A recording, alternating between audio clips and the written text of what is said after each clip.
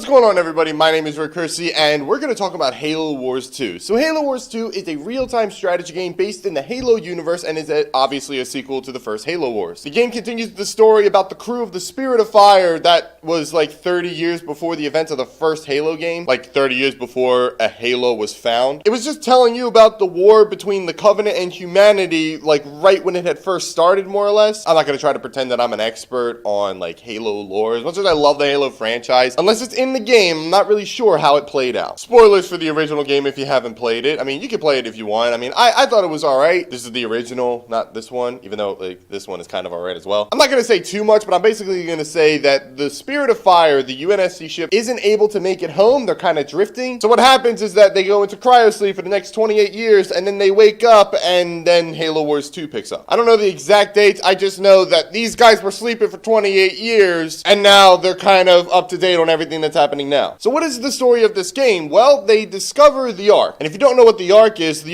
that installation that they have in Halo 3 that controls all 7 of the Halo rings. From the Ark, you can fire all 7 Halo rings at the same time, basically wiping out all life in the galaxy, which obviously isn't good. And I remember starting the game and they discover the Ark, like it happens pretty much right away. Well, first of all, this game actually starts off on a really heart-wrenching moment. So in the original game, you had this AI by the name of Serena, and as we find out in Halo 4, AI's lifespan don't extend longer than 7 years. And again, they were sleeping for 28 years, so Serena was like, yeah, I'm about done with my life, like it's at an end, so I'm gonna follow protocol and shut myself down, but I'm gonna record a really emotional message. Yeah, I'm sorry guys, I'm dead. I know that like we were always with each other, but I don't live past 7 years, so good luck in your future endeavors. Serena was a character that I really liked in the original game. She has this kind of snarkiness, like not so much snarkiness as much as it is sarcasm. So in the original Halo Wars, they discover a Forerunner planet. We find out that Forerunner planets are hollow, and we get this reaffirmed in Halo 4, because Requiem is a Forerunner planet, and it's hollow. But it's funny because there's a point in the game where there's this big battle taking place, like right when you get inside the planet, and Serena's just like, am I the only one freaked out by the fact we're inside the planet? I really appreciated Serena as a character. So when this game started up and it was Serena basically saying, hey guys, I'm dead now, really hit me in the feels. So that's how you really start the game. And what's cool is that like the very like next mission when you finally get down to the Ark, which by the way, we're going to talk about the Ark. Let's talk about the Ark, because I originally started the game and I'm thinking to myself, spoilers for Halo 3, but this game's been out for 10 years. So if it gets spoiled for you, it's your fault. Didn't the Ark blow up in Halo 3? The Ark starts to build a new Halo, basically a replacement for the one you destroy in the first game. And because it's incomplete, when Master Chief fires it, it like goes critical and it blows up. And my thought process was that it blew up and the Ark blew up and then the portal shut down, and that's why Chief was stranded, because the Forward Unto Dawn was halfway through the portal. So the front half that was carrying the Arbiter made it to Earth, and the back half that had Master Chief was just left out in space floating around. So that was my whole thought process, and the entire time I'm like actually annoyed as I'm playing through the game, like the Ark shouldn't be here. I decided later to do research. I pulled up that post-credit scene for Halo 3, and it turns out Ark didn't get blown up. Cortana basically says that when Halo fired, it destroyed itself and it did a number on the Ark. Didn't actually destroy the Ark, but it did enough damage to shut down the portal, which it all makes sense. The Ark is so huge. Yeah, blowing up a Halo will definitely damage it, but it wouldn't blow it up entirely. And I think that that ending is a lot more believable. What's still weird though is that when you encounter the Ark, it's totally fine and the portal is activated. Now I say that because at this point you encounter this AI by the name of Isabel, who is part of a UNSC research team that was studying the Ark, and they were coming through the portal. So she implies that the portal is still activated. Then it begs the question, when did the portal become reactivated? You kind of have to think that either one of two things happened. Either the UNSC kind of roughly knew where the Ark was, so they took a couple of years to finally get there. And when they did, they repaired the Ark, and then the portal opened up, and then they just started studying stuff. Or, and probably more likely to happen, the Sentinels that were still active on the Ark repaired it, and then suddenly the portal was open one day, but by that point, Master Chief had already come back, so it was just like, the portal reopening was kind of like a recent thing, but they never explicitly say that, so you're kind of left to speculate, which is what we're doing now. That was the one thing that kind of bothered me about the game, but then I realized later, like, it shouldn't have bothered me as much, because it actually makes a lot more sense. And I was actually wondering, I was like, why is nobody talking about this? Turns out I'm just an idiot. So eventually you get introduced to the villain of the game, who is Atriox. He is this brute that was sent on a lot of suicide missions, and then eventually he was was just like, I'm not doing suicide missions anymore. We're done.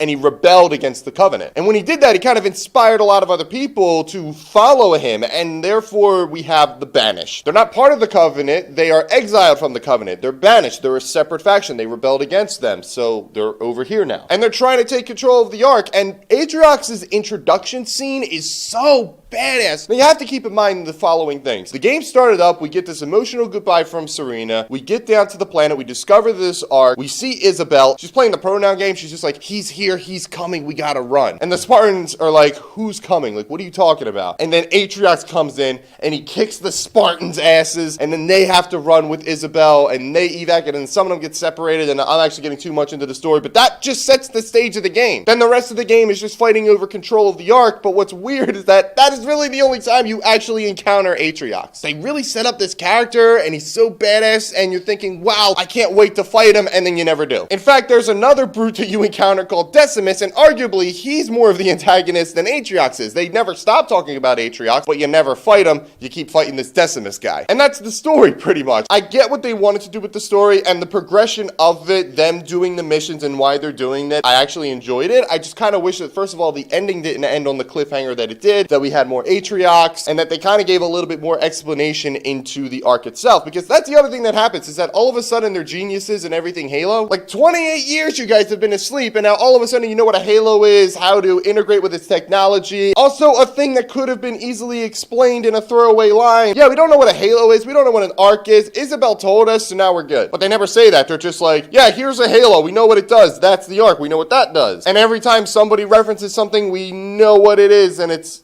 I don't know. Poor execution of getting Halo Wars 2 to be integrated with the current timeline of Halo. It's like we had this prequel that was all the way over here, so what we're going to do is we're going to grab it, we're going to put it right here, but we still got to tie up some knots, and they don't do that very well. But as far as the narrative, that's really the only problem. It's still a good narrative, but it's just like there are little problems here and there, and little choices here and there that I wasn't a huge fan of, and it was a little bit of a bummer even after I beat it. So what about the gameplay? Well, it's a real-time strategy game. Now, first of all, I don't want to pretend that I am an expert in real-time strategy games. I've played a few, like I played Battle for Middle-earth, which is amazing, by the way. I think it's my favorite RTS of all time. Then I played Battle for Middle-earth 2, not as good. Star Wars Empire at War, those space battles were amazing. Ground combat, And then there's the sequel to that I don't remember the name of, but, you know, that's there, and it's pretty much the same game, just different factions. And then there was Tom Clancy's End War, which is the game nobody remembers, and for good reason, because it's not that good. And then, of course, I played the original Halo Wars, so when we play Halo Wars 2, what do we expect? Well, you build up your bases, you build up your forces, you can upgrade things, you have your power-ups and different abilities that you can use, and there's resources to gather. Like, there's a lot of things to take in mind when you're playing through this game. Strategy is such an important thing in this game. It is the backbone of this game. Real-time strategy. How you build up your forces, what units you recruit. You want to have a counter for a lot of the enemies that you fight. Sort of like a rock, paper, scissors, where vehicles will take out infantry, infantry will take out air units will take out vehicles. And then there's a couple of other units, like Cyclops is technically an infantry unit that is really good against vehicles. And you also can't have like an infinite force. You can't just recruit 100 of these, 100 of these, 100 of these. You have a limit for how many people you can have on the field at a single time, and so you have to be very careful. What do you prioritize? Do we want to have more vehicles? Do we want to have more Marines? Do we want to try to balance these two? That's what I kind of tended to do. Like, I tried to balance them a little bit. Like, I thought to myself, like, it's always good to have at least one Wolverine to take out some of the air units, have a couple of Cyclopses to take out some of the vehicles, and of course you want to have infantry so that you could take up defensive guard positions and have an advantage over your enemies. This is the kind of stuff that you think about when you're playing this game. Like, I really appreciated the strategy. In fact, there are a lot of missions in the campaign that don't really deliver a lot on the side of narrative, but as far as a gameplay standpoint, they were awesome. Enemies were coming in from different areas off the map, and you had to move your forces around so that you could keep them at bay so that they didn't destroy your base or whatever objective that you were protecting. And I think like that happens maybe 2 or 3 times in the game that like when I was playing them, I hated it because it was just like I really would rather not be so stressed out. But once you beat it, you sit there and you think to yourself, wow, I was really strategic in that moment. I made maybe some dumb decisions, like maybe I killed some of the forces that could have been better used, but still like I was able to move things around and just be immersed by the experience experience. Remember in one of the missions, they give you a countdown clock and they basically say, survive for 20 minutes. And I'm like, 20 minutes is a long time. Like, how do you expect me to survive for that long? But then you get immersed into the game and you're moving your forces around and you're setting up turrets and you're upgrading units and you're putting people into guard positions, calling in reinforcements, and you're using your leader powers to kind of fire missiles down and bombard the enemies. And you're also trying to run around and collect resources and gather all this stuff so that you can make more units to keep this steady supply going. Like, your brain just operates like that. And I think that is what is super appreciated in this game. Here's the problem. Not every mission is like that. Most missions are pretty straightforward. Obviously, enemies get tougher the more you go because the game kind of takes it easy on you right away. But eventually, it gets to a point where you say to yourself, okay, enemies are getting a little hard, but I'm just going to keep pounding my forces in. Like, I'm going to build up an army. I'm going to push them in. They're going to fight. They'll get weakened. I'm going to build up another army, push them in. They'll get a little bit further. And that is not very strategic, but a lot of missions tended to be like that. I mean, even the last mission of the game is kind of not great. Not a whole lot on the side of strategy, not to spoil the final mission, but really, you get no base to build. You just get forces that are given to you and you just divvy them up into different locations. I feel like I didn't have to do anything. Like, every once in a while I would have to move a force to a different location, but I just didn't feel like there was like a lot going on there, and I wanted more out of the final mission of the game. But then we get into the multiplayer, and I'll tell you right now, I didn't really play a whole lot of the multiplayer. The first time I ever played multiplayer was that Blitz Let's Play that I did like a couple days ago. In fact, the video includes me going through the tutorial to learn how to play. But that is basically just domination. You fight for control of 3 points and you accumulate points, and when you reach maximum score, which I think is 200, then you win. But what's cool about Blitz is that you're not building a base. Like, I thought when I first started that you were going to build a base. You don't build a base. You get these cards and then you collect energy points, and when you accumulate enough energy points, you are allowed to use a certain card. Like, a Scorpion is like 140, and when you collect 140 energy, you can use that card. So it's more like the luck of the draw, but there are ways that you can customize your deck, I think. I say I think because I never actually explored it. But when you're loading up the game and you're picking what leader you want to be, whether it be Shipmaster or Anders or Isabel or Cutter or whoever, there's this other option that is like your decks. And I'm thinking, oh wait, that is a way that you can customize decks. Like, that's pretty cool. That's why I think that a lot of players are really beating me a lot, because there were these decks that they had customized. Like, I played the last game that I played in that video, the guy pulls out a Scarab, and I was like, I played that leader and I didn't get a Scarab, so what? But that's Blitz. I mean, there are other game modes with the multiplayer that I never really played around with, because I feel that when it comes to real-time strategy, that's a weak spot for me. I'm going to get my ass kicked. I'm going to play this long enough to get a good video out of it. I'm going to put the video out, and then that's going to be my extent in the multiplayer. I wanted to play Blitz, though, because I kind of feel that that was the game mode that they were highlighting. Like, there was a tutorial on Blitz itself, and I thought to myself, why don't they just do a tutorial in all things multiplayer? But I guess in a lot of multiplayer stuff, like a very custom battle between one player and another would basically be build up your base, he builds up his base, you guys fight until one of you wins. And in that game mode, I'm sure I would have died. And that's pretty much Halo Wars 2. I kind of wish that there were more missions that were strategic. I wish we saw more Atriox. They made better decisions when it came to narrative. The game is not perfect. When it is good, it is good. And I think that that speaks volumes above anything else. But would I recommend this game to people? I don't know if I would recommend it. I feel like it's